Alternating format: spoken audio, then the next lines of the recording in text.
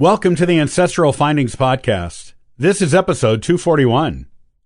Every genealogist needs to belong to some genealogical organizations to stay on the cutting edge of research. Today, I'll give you 3 genealogy societies all genealogists should join.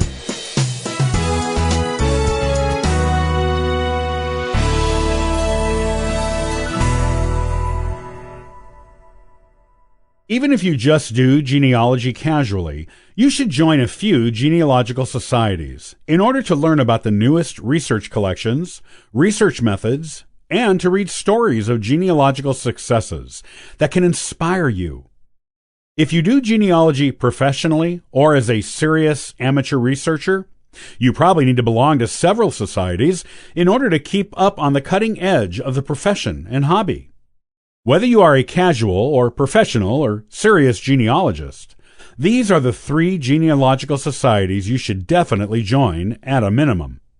Everyone who does genealogy on any level should belong to these groups. 1. The National Genealogical Society. The National Genealogical Society is for genealogists of all levels and in all parts of the country. The group has a website with a few research resources on it you can't find anywhere else, such as their member-submitted family trees and their collection of family Bible records. However, this is not the main reason for joining this group. The National Genealogical Society puts out a quarterly magazine with genealogical studies and the latest in genealogy news. You can learn a lot from reading it. The group also puts on a national conference in a different state every year. If you attend, you will get to sit in on seminars on the areas of genealogy that interest you the most, as well as visit dozens of vendors with genealogical products and services that can be of use to you. 2. The New England Historic and Genealogical Society. Most people living in America can trace at least one family line back to early New England. Even if you know you don't have any 17th or 18th century New England ancestors, it is still a good society to join. While its focus is mainly on early New England families and genealogical research, it also branches out to talk about families with New England roots that went to different parts of the country.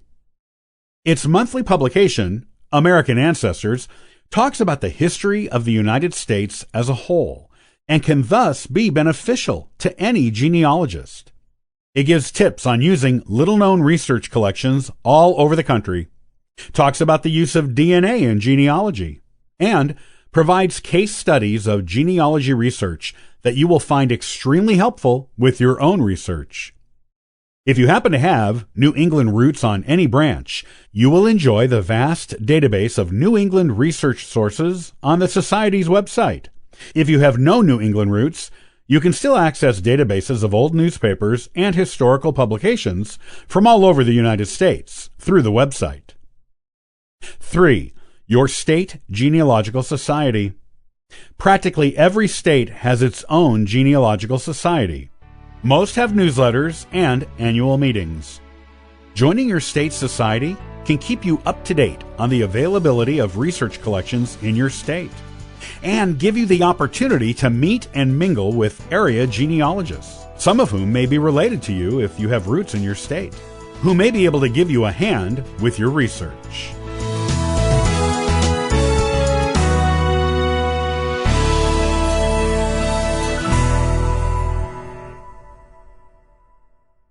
Every society and family in history has practiced its own traditions. Join me the next time as we talk about why it's important to record these traditions in your family history.